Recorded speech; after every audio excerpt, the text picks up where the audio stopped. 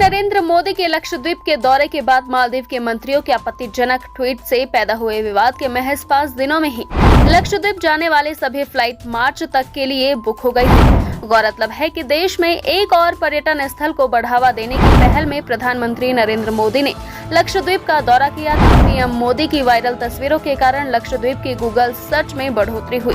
कई ट्रैवल एजेंसियों में भी लक्षद्वीप के लिए पूछताछ में बढ़ोतरी देखी गई है। बहरहाल लक्षद्वीप देश के अन्य हिस्सों से बहुत अच्छी तरह से कनेक्ट नहीं है।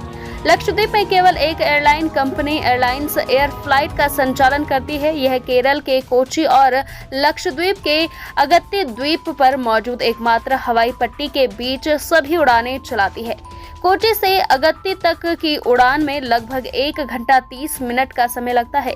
एक मीडिया रिपोर्ट के मुताबिक यह कंपनी कोची और लक्षद्वीप के बीच रोजाना 70 से 72 सीटों वाली ATR 72 विमान को संचालित करती है।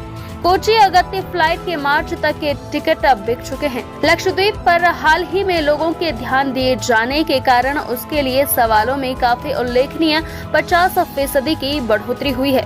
बहरहाल एक्सपर्ट का मानना है कि इतनी तेजी से बढ़ती भीड़ को संभालने में शायद लक्षद्वीप का कमजोर बुनियादी ढांचा सक्षम न हो सके। इसके लिए पर्यटकों की आमद को धीरे धीरे बढ़ाने की जरूरत है। एक बार बड़ी संख्या में लोगों के लक्षद्वीप पहुंचने से वहां अराजकता पैदा हो सकती है। इसी बीच कई ट्रैवल कंपनियों ने कहा कि लक्षद्वीप के बारे में पूछताछ में बहुत बढ़ोतरी दिख रही है, लेकिन ऐसा नहीं हो रहा है कि मालदीव ट्रिप के मौजूद यात्री बुकिंग रद्द नहीं कर रहे हैं, क्योंकि उन्होंने पैकेज का पेमेंट पहले ही कर दिया है। बहरहाल लक्षद्वीप के लिए सबसे बड़ी समस्या केवल फ्लाइट की सीमित संख्या ही नहीं है। लक्षद्वीप में रिजॉर्ट की भी सीमित संख्या है।